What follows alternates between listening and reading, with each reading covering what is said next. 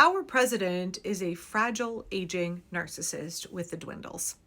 He knows that mortality is catching up to him. He's made a number of statements over the last few months about how he's not getting into heaven. As his cognitive impairment is clearly advancing, his physical health is clearly declining. And me, and I'm proud to officially name the undisputed, when did this come out, Mr. Speaker? Name the undisputed, when did this come out, Mr. Speaker? The United States military is the strongest and most fearsome military on the planet by far. With capabilities and skills our enemies can scarcely begin to imagine. It's obvious that his desire to cement his legacy is accelerating. Right? Not only did he have to put his name on the Kennedy Center, something that backfired so tremendously on him that they've had to shut down the Kennedy Center. Nobody wants to perform there. And also nobody is calling it the Trump Kennedy Center. Everybody's just calling it the Kennedy Center because that's what it is. And then just a couple of days ago, Donald Trump told Chuck Schumer, I'm going to not give you funding for the New York Tunnel Project unless you rename Dulles Airport and Penn Station after me. And to me, that just smacks so hard of a particularly pathetic kind of insecurity and fragility. I need my name on everything in order to feel important. I don't feel okay unless my name is plastered all over everything. And I will withhold funding, necessary funding from the American people, unless you do what I say and you put my name up on a big sign, you rename Penn Station and Dulles Airport after me. Trump thinks that's a show of power. He thinks that that's intimidation. He thinks that that's the way to flex and be perceived as a big man instead of just really, really sad and pathetic. I don't know about you, but I feel pretty okay about myself without needing to have my name up on top of it, without needing to threaten and intimidate people, without needing to coerce people into putting my name on the sides of buildings. I feel fine about myself, but Donald Trump does not feel okay about himself, probably ever, right? He's deeply insecure all of the time. And just like the fact that his cognitive impairment is now so significant. We know that folks with dementia become really disinhibited. They no longer have the faculties to be able to restrain their worst impulses, right? Impulsivity goes way up in dementia patients. So he's just shameless. He's always been shameless, but particularly shameless now in demanding the most ridiculous and extreme things. But also he can't cloak, he can't hide all of those insecurities behind bluster. He just has to come out and be like, you better name these buildings after me. You better do this thing or else. Yeah, I don't know. To me, the fact that Donald Trump and those around him, right, like Pam Bondi, who earlier today in a hearing said, Donald Trump is the greatest president ever. How they think that that's a show of strength and power to be like, I won't give you money that's been promised to you. I will hold back billions of dollars. I will just be as craven and pathetic as possible in my neediness. I don't know how Republicans think that that's a show of strength and confidence. It, to me, is once again illustrative of the profound weakness of this regime. They're not powerful. They're not strong. Nobody on their own wants to put Donald Trump's name on anything. This is not a man who has earned his name being put anywhere. This is not a man who people want to remember in any way, shape, or form. I mean, I think the greatest way that we could, give a big fuck you to Donald Trump in the time to come is that nobody speaks of him. Nobody talks about him. Nobody remembers him. I do understand realistically, people will be talking about him for centuries. He will be in the history books, but he will go down in history as a pathetic, fragile narcissist who tried to do a coup in the United States and it failed. Nothing flattering about him will be recorded in the history books. Nothing positive, nothing that makes him seem powerful and desired and popular, because he's none of those things. He's never been any of those things. He only has the position he has now because all kinds of wealthy, powerful people are propping him up and using him. Right? Whatever you may think about Donald Trump and his blustering and his presentation of power, autocrats are inherently incredibly, incredibly weak. Incredibly weak. And unlike, Hitler in the 1930s, Donald Trump is super unpopular. People really don't like him. They don't like his policies. They think he's doing a very bad job. And it's not just that. The people who don't like Trump really, really, really don't like Trump. So the opposition is very strong. very cemented in their opposition to the regime, to Donald Trump. And that opposition is steadily growing, increasing in number and in power. Right? History is not going to look back kindly on Donald Trump, and definitely not on anybody in his regime.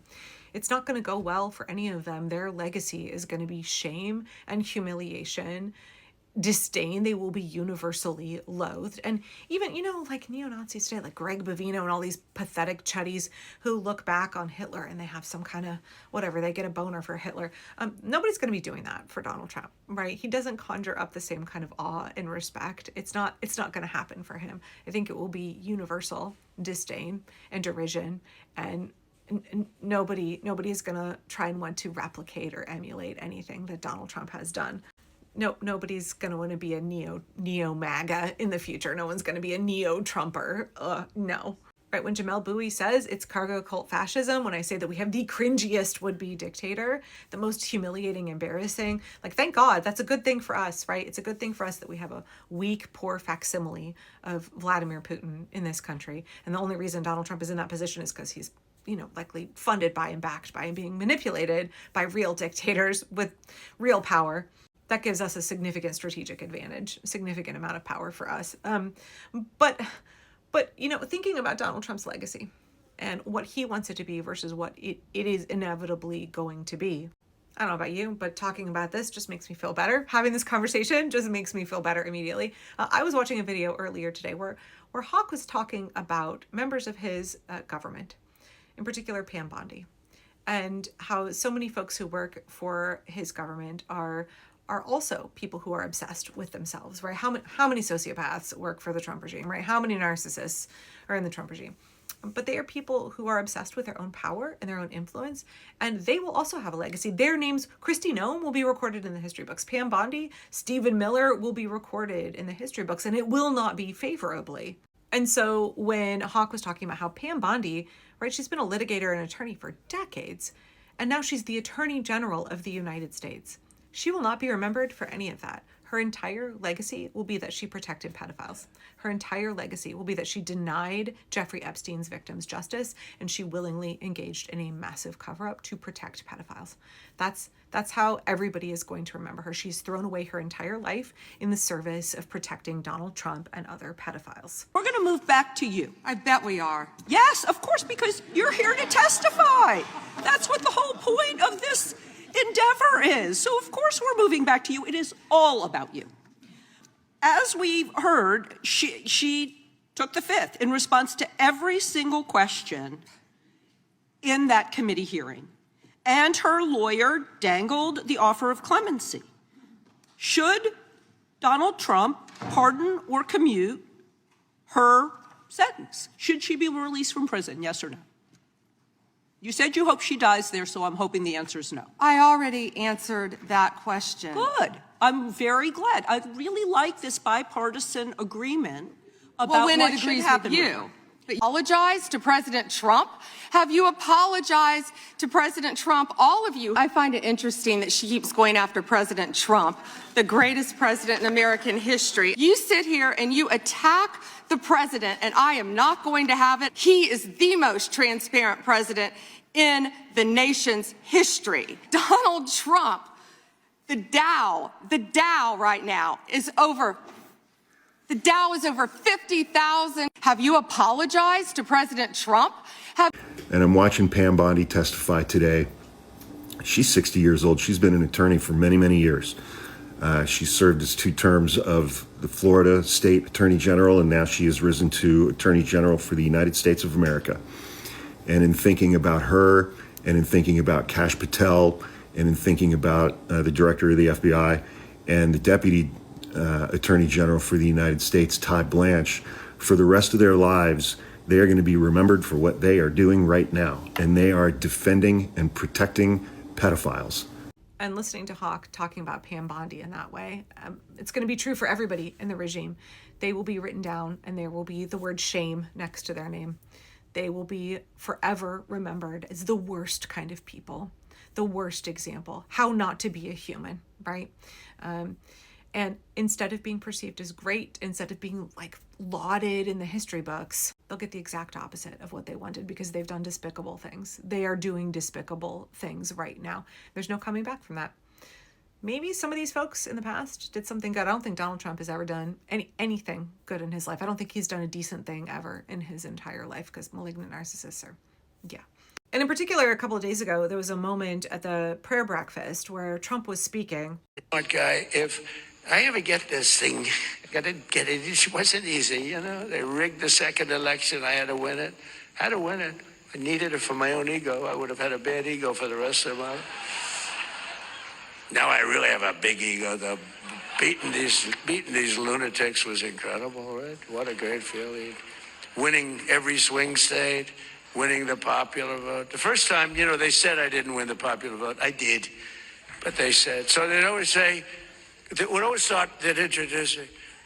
While Donald Trump did not win the popular vote, you know, I'm sitting up being introduced by a Democrat or somebody. And they said, why Donald Trump did not win the popular vote? He won the presidency. Here he is.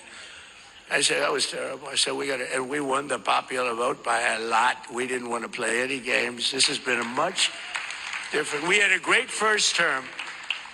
Okay, I can't stomach any more of that. That's the National Prayer Breakfast. National Prayer Breakfast. Of course, a fragile narcissist made it all about him and his ego, right? How fucking sad. How fucking sad to go through your whole life so insecure, terrified that people will not love and adore you, terrified that you'll be forgotten or not remembered in the way that you want. And so you're trying to, shake down the state of New York to get your name on the side of Penn Station. Yeah, watching that clip for me, I was like, this is a man who thinks he's all big and powerful and adored, and his ego needs him to be that way, but he will be commemorated. He will go down in history as one of the worst people, the most loathed and pathetic people in U.S. history, and maybe the history of the world. I don't know about you, but that gives me some comfort.